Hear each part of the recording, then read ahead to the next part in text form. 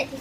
In my previous videos, I have explained about how to generate free energy from potato, air and water.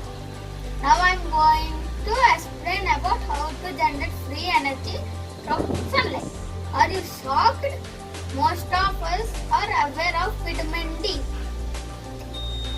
Sunlight helps to produce vitamin D in our body. In other way, we can use sunlight to produce electricity also. It is a free source and we can generate electricity by solar panels. Solar panels work by absorbing sunlight with photovoltaic cells. Multiple photovoltaic cells or solar cells are integrated group which are oriented in one module of the solar panel.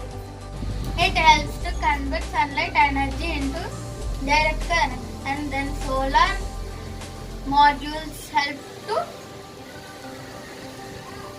convert direct current into alternate current. Alternate current is used in homes, offices, industries for general usage of lights, fans, etc. Let's see the demo.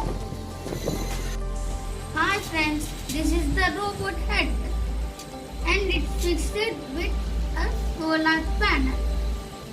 This is the robot body. In the body, modes are fixed. When we put solar panel into sunlight, then the motor runs and the robot moves.